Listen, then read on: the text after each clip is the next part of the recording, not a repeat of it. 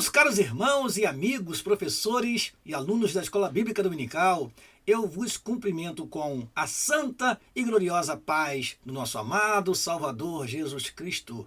É com muito prazer e alegria que estamos aqui mais uma vez para darmos prosseguimento ao estudo do primeiro trimestre de 2024. Neste, estamos estudando sobre o corpo de Cristo, origem, natureza e vocação da igreja no mundo. E na terceira lição, a lição que estudaremos hoje, falaremos sobre a natureza da igreja. Lembra você que nós já estudamos sobre a origem da igreja na lição de número 1 e também já estudamos sobre imagens bíblicas da igreja na lição de número 2. Você encontra estas duas lições em nosso canal. Aproveite para compartilhar com outros irmãos e irmãs que talvez não tenham assistido essas aulas, que foram as aulas iniciais deste primeiro trimestre de 2024. Hoje falaremos sobre a natureza da igreja. E eu quero aproveitar a oportunidade e pedir a você que está nos assistindo neste momento que compartilhe esta aula com outros irmãos e irmãs, alunos e professores e quem sabe ex-alunos que estão fora da Escola Bíblica Dominical por algum motivo. Então compartilhe esta aula e convide-os para participar novamente da Escola Bíblica Dominical da tua igreja, meu caro irmão e irmã que me assiste neste momento. Dito isto, queremos orar ao Senhor e pedir a Ele que nos abençoe durante a exposição desta aula. Oremos, pois. Pai, no nome de Jesus, te agradecemos a oportunidade que temos de mais uma vez, através deste canal, transmitir a teus filhos o conteúdo de uma das lições da Escola Bíblica Dominical. Que teu Espírito nos dê direção naquilo que queremos falar e teus servos possam receber, guardar, praticar e transmitir a tua palavra com sabedoria, com graça, com temor. Assim oramos e te agradecemos em nome de Jesus, o teu amado e querido Filho. Amém e amém. Vamos então, irmãos, para a nossa aula e, como sempre, começamos com o nosso texto áureo. O nosso texto áureo se encontra na primeira carta que o apóstolo Paulo escreveu aos Coríntios, no capítulo 12, o versículo 12, que diz: Porque assim como o corpo é um e tem muitos membros, e todos os membros, sendo muitos, são um só corpo, assim é Cristo também. Repetindo, porque assim como o corpo é um e tem muitos membros, e todos os membros, sendo muitos, são um só corpo, assim é Cristo também. Primeira carta que Paulo escreveu aos Coríntios, capítulo 12, versículo 12. Vamos, pois, à verdade prática.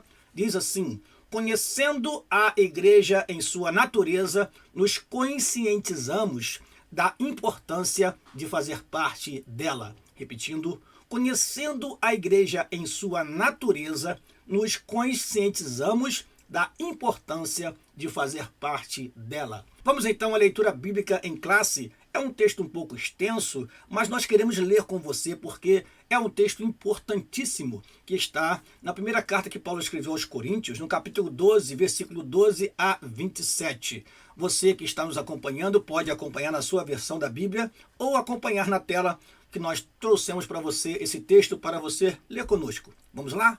Diz assim a palavra do Senhor: Porque assim como o corpo é um e tem muitos membros, e todos os membros, sendo muitos, são um só corpo, assim é Cristo também. Pois todos nós fomos batizados em um Espírito, formando um corpo, quer judeus, quer gregos, quer servos, quer livres, e todos temos bebido de um Espírito. Porque também o corpo não é um só membro, mas muitos.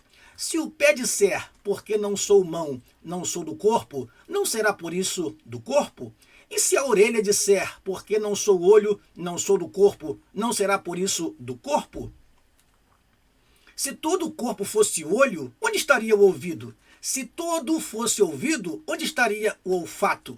Mas agora Deus colocou os membros no corpo, cada um deles como quis. E se todos fossem um só membro, onde estaria o corpo? Agora, pois, há muitos membros, mas um corpo. E o olho não pode dizer à mão, não tenho necessidade de ti. Nem ainda a cabeça aos pés, não tenho necessidade de vós. Antes, os membros do corpo que parecem ser os mais fracos são necessários.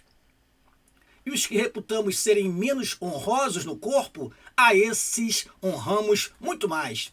E aos que em nós são menos decorosos, damos muito mais honra.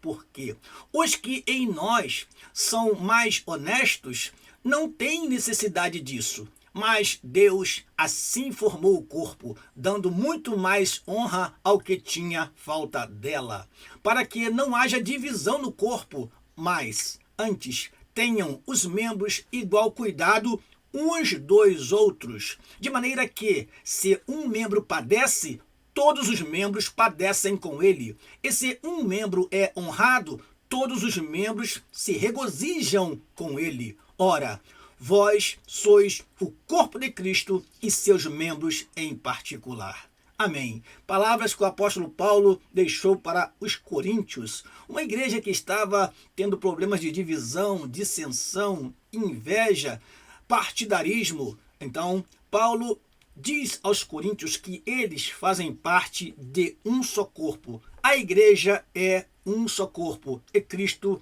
é a cabeça desse corpo. Portanto, temos uma unidade de comando. Temos apenas um que rege a igreja, que fundamenta a igreja, que orienta a igreja, que é o Senhor Jesus Cristo. E ele faz isso hoje na pessoa do Espírito Santo, porque ele disse para os discípulos: não vos deixarei órfãos. E assim ele enviou o Espírito para estar conosco, unindo a igreja. E nós precisamos preservar esta união. Vamos então aos objetivos da lição. Destacar a natureza bíblica da igreja, fundamentada na doutrina dos apóstolos. É o primeiro objetivo da lição. Segundo objetivo, apresentar os aspectos naturais visíveis e invisíveis da igreja. E por último, terceiro e último objetivo, elencar a unidade da igreja como aspecto central que revela a sua identidade cristã neste mundo. Estes são os objetivos da lição e cabe ao professor procurar a cada tópico atingir cada objetivo a ele correspondente. Por exemplo, o primeiro objetivo deve ser contemplado, deve ser perseguido no primeiro tópico. O segundo objetivo deve ser alcançado no segundo tópico. E o terceiro objetivo deve ser alcançado no terceiro e último tópico. Vamos então à nossa introdução. E neste momento sempre recomendamos ao caro professor que nos assiste que tenha em suas mãos uma canetinha. Tenha nas suas mãos uma canetinha, tenha nas suas mãos a revista da Escola Dominical e tenha na sua mão sempre um exemplar da Bíblia Sagrada. Você pode pausar o vídeo, ler os versículos que nós citamos, que muitas vezes não temos tempo de expor aqui todo o texto, mas nós fazemos um esforço para trazer para você um parecer da lição. Nossa prática aqui é esta, para quem não conhece. Nós percorremos toda a lição. Alguns podem até pensar, mas pastor Daniel, você vai ler toda a lição? Sim, é importante ter o contato com o texto da lição e a partir daí fazermos destaques, observações, às vezes até alguma crítica pode surgir durante esta exposição, mas o objetivo é dar a você, caro professor, uma visão geral da lição e assim você estar mais apto para lecionar a aula no próximo domingo ou no domingo, no dia 21 de janeiro, quando será estudada esta lição. Portanto, esteja atento aos negritos, aos destaques e aos acréscimos que nós colocaremos durante esta aula. Vamos então à leitura da nossa introdução. Abra aí a sua revista, é lição de número 3, estamos aqui na página de número 19. Introdução. O estudo sobre a natureza da igreja deve analisar aquilo que ela é, em essência. Quando falamos de natureza da igreja, estamos falando de quem a igreja é. O que define uma igreja genuinamente cristã? Evidentemente que há muitas características que mostram o que é uma verdadeira igreja. Contudo, para nosso propósito aqui, trataremos apenas de algumas delas. Por isso, nesta lição, veremos que uma igreja genuinamente cristã é confessional, ou seja, se fundamenta na palavra de Deus, tem uma dimensão local e universal, ou seja, existe tanto na forma visível como invisível, E, finalmente, a igreja genuinamente cristã é una, isto é, não é dividida, pois sem unidade não há igreja. Então, os pontos principais desta lição são estes. A igreja é fundamentada na palavra de Deus.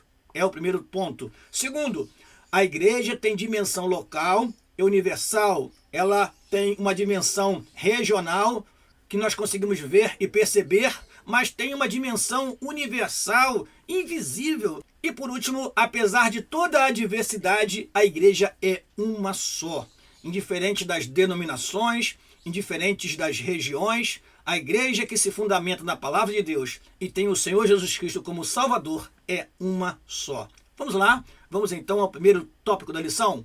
A natureza da igreja na sua dimensão confessional. Repetindo, o primeiro tópico da lição é a natureza da igreja na sua dimensão confessional. Primeiro item do primeiro tópico, fundamentada na palavra. Ao ler esse texto, irmãos, nós vemos aqui que o comentarista falou da palavra viva, que é o Senhor Jesus Cristo, e da palavra escrita, que é a Bíblia, a palavra de Deus. Então, reconhecemos a natureza da igreja ao ver que realmente ela está fundamentada em Cristo e na palavra de Deus, na ortodoxia da palavra de Deus. A palavra heterodoxia foi até usada pelo nosso comentarista como aquela interpretação muito variada dos textos sagrados que acaba gerando desvios doutrinários. Vamos então ao texto e vamos tecer mais algum comentário se for necessário. Uma igreja verdadeiramente bíblica é firmada na palavra de Deus. Nesse aspecto, primeiramente temos Cristo como a palavra encarnada, a palavra viva.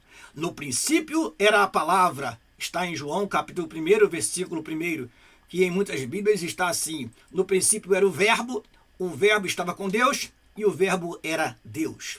Jesus é a palavra que se humanizou, isto é, Deus feito homem. A igreja bíblica possui Jesus Cristo como seu fundamento. Uma igreja verdadeiramente bíblica é centrada em Jesus. Vemos hoje muitos movimentos firmados em homens, em nomes de homens e até de mulheres. E quando aquela estrutura se abala, cai, porque não está fundamentada na pedra angular, na pedra de esquina, na pedra que os edificadores rejeitaram e foi posta como pedra principal, pedra de esquina, que é o Senhor Jesus Cristo. Sendo assim, igreja verdadeira é a igreja que tem como fundamento as palavras de Cristo, o exemplo de Cristo, os ensinamentos de Cristo, para que ela possa realmente ter esta identidade. Lembre-se que em Atos 11, 26, os discípulos foram pela primeira vez chamados de cristãos, porque eles eram parecidos com Cristo.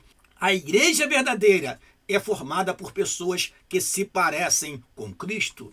Em segundo lugar, uma igreja bíblica é fundamentada nas Sagradas Escrituras, a palavra inspirada. Se não existe igreja verdadeira sem Jesus, da mesma forma não há igreja verdadeira sem fundamentação bíblica. A heterodoxia, o desvio doutrinário e a apostasia vêm pelo distanciamento e abandono da palavra de Deus. Estamos vivendo um tempo de heterodoxia, ou seja, de várias interpretações, de desvios doutrinários, de Bíblias, como por exemplo a Bíblia inclusiva, onde o texto sagrado é alterado para atender a uma classe de pessoas. Isso é heterodoxia. Não, nós prezamos pela ortodoxia da palavra, pela palavra reta, conforme ela é, sem floridos. A verdade é sempre sem floridos. Se alguém te contar uma história e começar a florir muito, pode perceber que aí há mentira. E assim nós vemos a importância de a igreja preservar pela ortodoxia e rejeitar todas as interpretações ditas modernas que querem mudar o texto sagrado. Isso mostra que muitas igrejas de hoje não são de fato igreja do Senhor Jesus Cristo. Indo agora para o segundo item do primeiro tópico, habitada pelo Espírito. A igreja é habitada pelo Espírito, dirigida e capacitada por ele. O Espírito Santo é a força motriz da igreja. Na verdade, a obra do Espírito Santo começa no trabalho de convencimento do pecador. Como diz a nossa revista, é ele quem convence o homem do pecado, da justiça e do juízo, como está em João capítulo 16, versículo 8 a 11. É o Espírito Santo quem produz a obra da regeneração.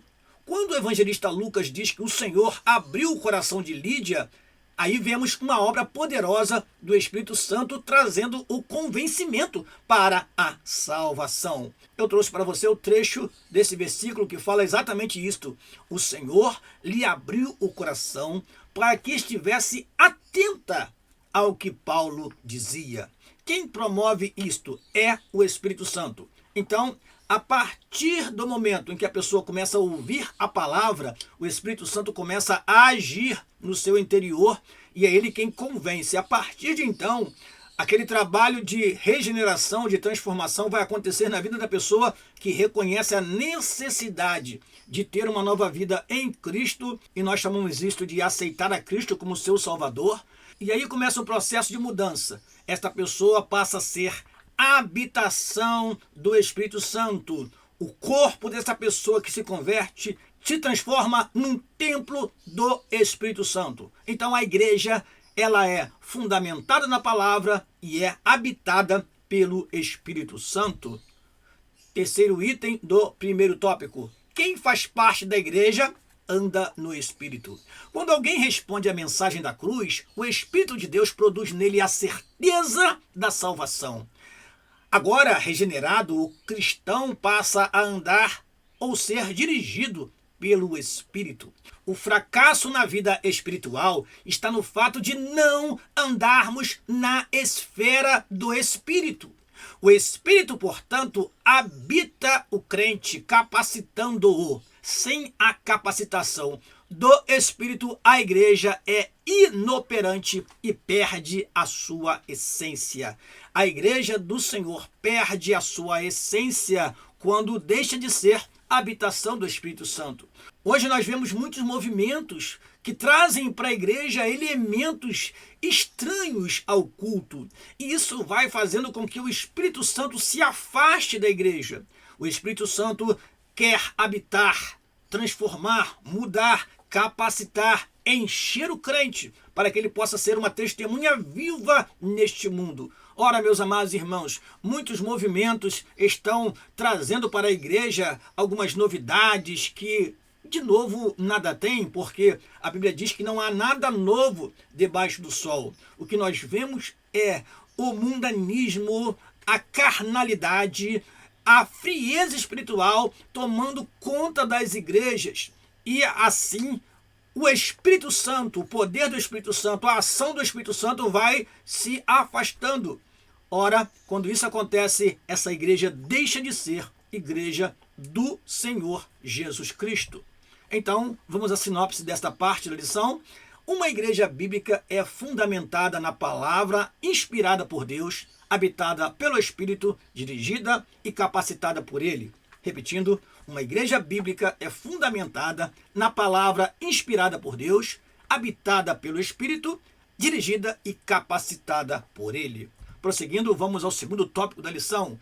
A natureza da igreja nas suas dimensões local e universal. Repetindo, a natureza da igreja nas suas dimensões local e universal é o segundo tópico da lição. Eu trouxe para você este mapa, se você quiser depois você pode parar e encontrar na internet também, se você desejar. Este mapa é interessante, que fala das cartas escritas por Paulo entre 50 e 65 depois de Cristo. Este mapa nos mostra de onde Paulo escreveu as suas cartas. E é interessante dizer aqui que Paulo, quando escreveu estas cartas, ele escreveu considerando as características de cada igreja. E é isso que o comentarista vai nos falar quando fala da dimensão local da igreja. Cada igreja tinha seus problemas, cada igreja tinha suas virtudes também. E assim, Paulo escreveu estas cartas direcionando as igrejas de acordo com as necessidades delas. Por exemplo, a carta aos Coríntios foi escrita para resolver problemas em relação ao casamento, problemas em relação à Santa Ceia, problemas em relação às carnes que eram sacrificadas aos ídolos. Assim, nós vemos Paulo tratando cada igreja de acordo com a sua situação local.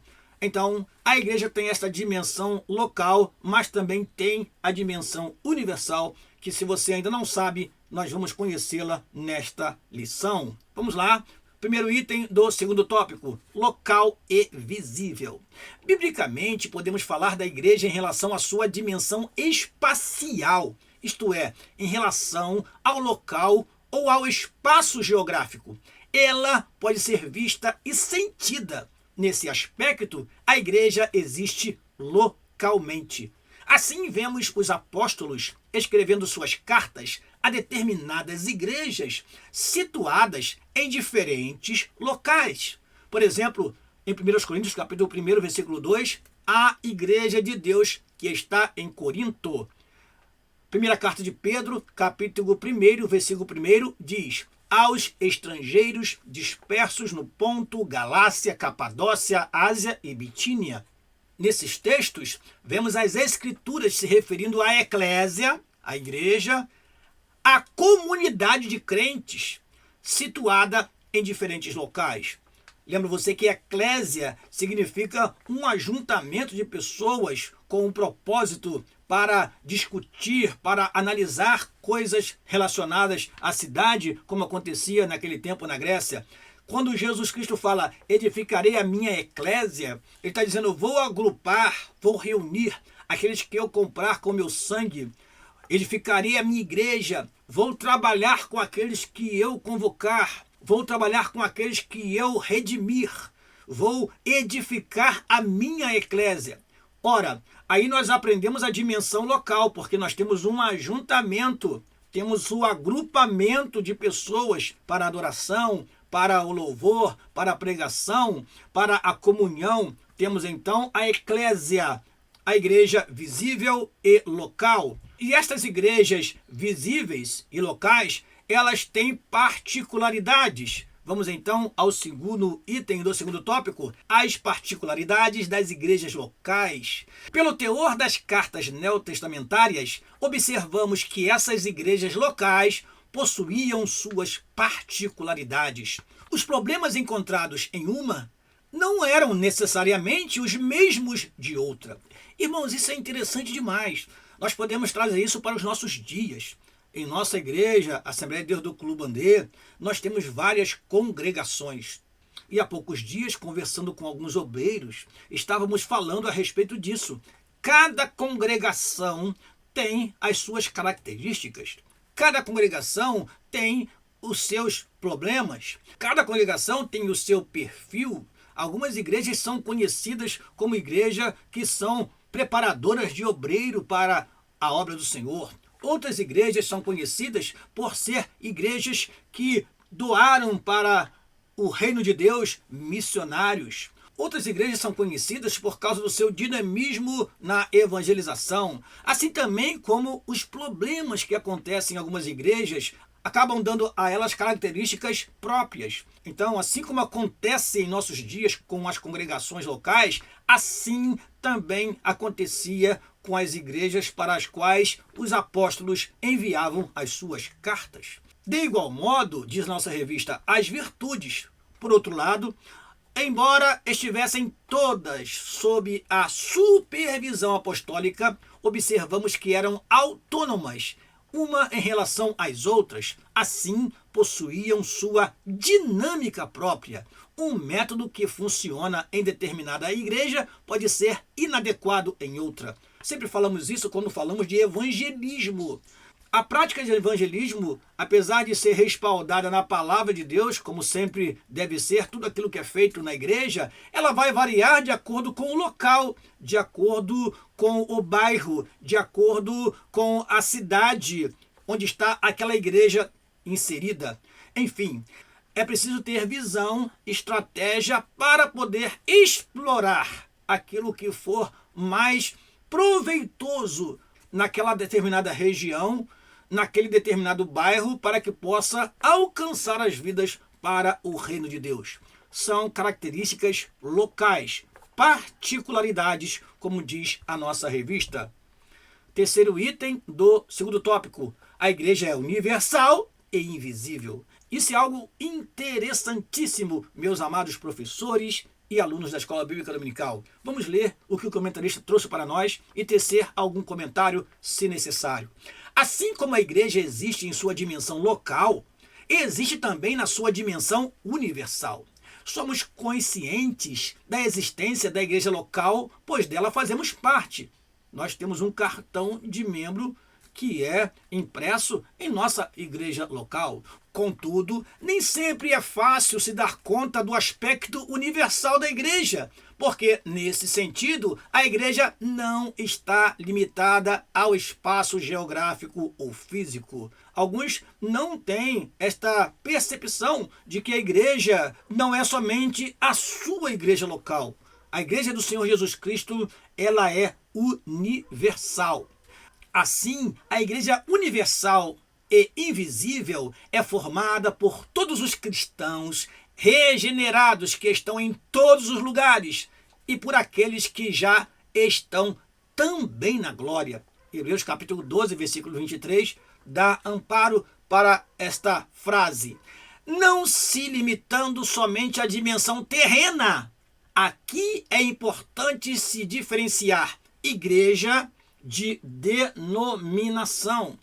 Portanto, a igreja universal e invisível é aquela que é formada por todos que foram regenerados, transformados através da mensagem do Evangelho e agora vivem uma nova vida em Cristo. Tanto os que estão espalhados pelo mundo, quanto os que já foram levados desta vida e estão aguardando o grande dia da ressurreição para, após ressurretos, se encontrarem com os que estiverem vivos, que serão transformados, e assim todos se reunirão e estarão para sempre com o Senhor. Vamos então falar dessa questão denominacional. Numa cidade, por exemplo, pode haver várias denominações, contudo, somente há uma igreja. A igreja é divina, as denominações são humanas. As denominações podem ser temporárias, a igreja não. As denominações podem desaparecer, mas a igreja é indestrutível.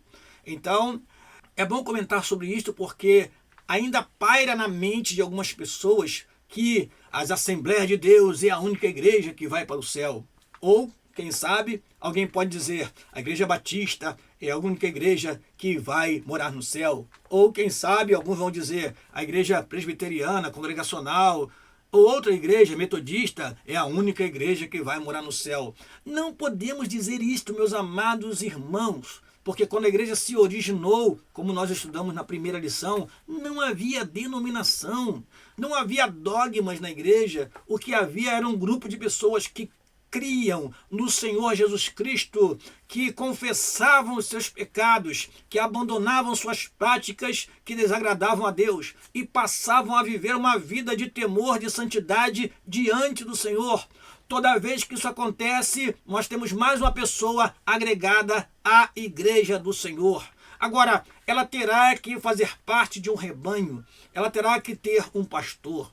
Essa pessoa não pode ser um desigrejado e dizer eu vou ser crente em casa, porque ela precisa de orientação, de instrução e precisa da comunhão dos santos, de ser abraçado, de ser ouvido e falar a um grupo para que possa haver troca, para que possa haver comunhão, para que possa haver crescimento de um corpo, que é a igreja do Senhor. Portanto, é necessário estar ligado a uma igreja local, mas todos os que estão verdadeiramente fundamentados na palavra de Deus, todos que têm Jesus Cristo como seu único e suficiente Salvador, todos que têm a habitação do Espírito Santo, todos que vivem uma vida de temor e santidade dentro do Senhor, todos que têm a Bíblia Sagrada como sua única regra de fé e conduta, deve ser considerado sim integrante da Igreja Universal. Entretanto, deve fazer parte de um rebanho de uma igreja local. Convém dizer que nem todo grupo que se diz cristão pode ser visto como fazendo parte da igreja cristã. há grupos que se autodenominam igrejas, contudo são sinagogas de Satanás, conforme temos em Apocalipse capítulo 3, versículo 9. Entretanto, o que fará com que uma igreja ou denominação seja cristã é a sua fidelidade a Cristo e às Sagradas Escrituras, como já dissemos aqui anteriormente.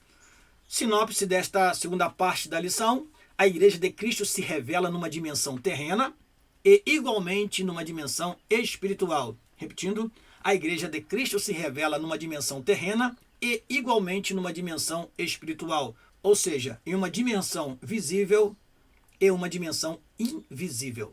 Vamos então ao terceiro e último tópico da lição: a igreja na sua dimensão comunitária.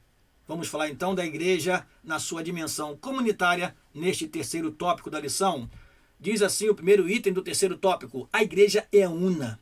Isso significa que a igreja é indivisível.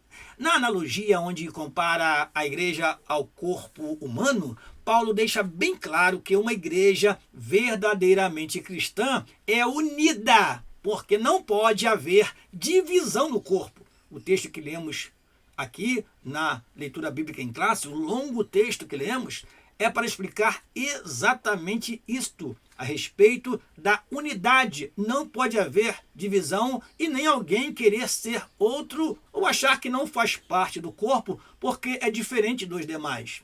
Jesus disse que um reino dividido não subsistirá. Mateus capítulo 12, versículo 25. Esse princípio se aplica à igreja também.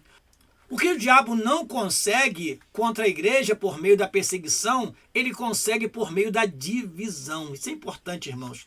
Ele ataca, mas ele também se infiltra. Há várias táticas de guerra. Você pode atacar de longe, mas você pode também se infiltrar e destruir por dentro uma instituição, um país, uma nação. O diabo então se infiltra através da divisão e destrói a igreja, implode a igreja. Muitas igrejas são implodidas porque Satanás se infiltrou através da divisão, da dissensão, da inveja e assim destruiu a igreja por dentro. Devemos evitar a todo custo o partidarismo, as preferências e os exclusivismos se quisermos preservar a unidade da igreja local. Nós vamos ler esse texto daqui a pouquinho, Efésios capítulo 4, versículo 3, e vamos provar que, na verdade, a igreja é uma só, mas quem deve preservar e lutar por esta unidade somos nós. A unidade na igreja, segundo item do terceiro tópico. Paulo escreveu à igreja de Filipos: completai o meu gozo para que sintais o mesmo, tendo o mesmo amor, o mesmo ânimo, sentindo uma mesma coisa. Filipenses capítulo 2, versículo 2. Esse texto mostra o anseio do apóstolo pela unidade da igreja, que, como corpo de Cristo em sua forma coletiva, deve zelar pela unidade e, da mesma forma, cada crente deve buscar isso. Cabe a nós lutarmos pela unidade do Espírito. Eu trouxe alguns textos para consolidar isto. Veja só, Romanos capítulo 12, versículo 16 diz: sede unânimes entre vós. Paulo falando aos romanos. Aos coríntios, no capítulo 13, versículo 11 da sua segunda carta, Paulo diz: sede de um mesmo parecer. Aos efésios, no capítulo 4, versículo 3, Paulo disse: procurando guardar a unidade do Espírito pelo vínculo da paz. Mais uma vez aos coríntios, dessa vez na primeira carta, no capítulo 1, versículo 10, Paulo disse: que digais todos uma mesma coisa, e que não haja entre vós dissensões, antes sejais unidos em um mesmo pensamento e em um mesmo parecer. Isso só vai acontecer, meus amados irmãos, se todos, realmente todos, estiverem vivendo uma vida espiritual, regida pelo Espírito Santo de Deus. Uma igreja em oração, em temor, com renúncia, com humildade, entenderá o que o Espírito Santo quer da igreja e haverá um mesmo parecer, e haverá um mesmo sentimento. Quando ao invés da ação do Espírito Santo, como vemos no livro de Atos dos Apóstolos, nós tivermos a ação humana, a arrogância, a prepotência, nós teremos divisão, nós teremos dissensão. Quando houver alguém que quer ser superior ao outro, haverá dissensão. Quando houver alguém que quer impor as suas ideias e as suas opiniões, achando que estas são mais perfeitas, que são melhores para a igreja e que a opinião de outro não vale de nada, teremos dissensões. Então, para que haja a unidade do Espírito, é preciso que sejamos de fato espirituais. E assim, o Espírito Santo conduzirá a sua igreja, falará como em Atos capítulo 13, versículo 1 e 2, instruirá e também colocará bloqueios na nossa ação, como aconteceu em Atos capítulo 16, quando Paulo desejou ir para a Bitínia e o Espírito Santo o impediu, desejou ir para a Ásia naquele momento e o Espírito Santo o impediu. Então a igreja verdadeira só vai manter a sua unidade quando viver na orientação do Espírito Santo. Prosseguindo, isso reverbera, e essa palavra reverberar tem o sentido de uma repetição insistente, algo que vai sendo transmitido 1, 2, 3 vezes, como ondas sonoras. Isso reverbera o anseio de Jesus pela unidade dos seus discípulos. Ali há o que os teólogos chamam de unidade de essência. Lá em João capítulo 17, veja o que nós temos na nossa revista. Na Trindade, o Pai, o Filho e o Espírito Santo são pessoas diferentes, com uma mesma essência, possuindo uma mesma substância e um só propósito. Da mesma maneira, os cristãos devem buscar esse tipo de unidade. Nesse aspecto, unidade não é uniformidade. Ou seja, somos diferentes, mas somos unidos. Eu acho interessante, irmãos, que a união deve levar à unidade. Ou seja, nós somos diferentes, sim, então nos unimos. Nos unimos para quê? Para sermos um. E então, se alguém fala mal do meu irmão, fala mal de mim. Se alguém atinge a igreja, atinge a mim. Se alguém atinge o pastor, atinge a mim, porque somos um só corpo. Isso faz com que a unidade seja preservada.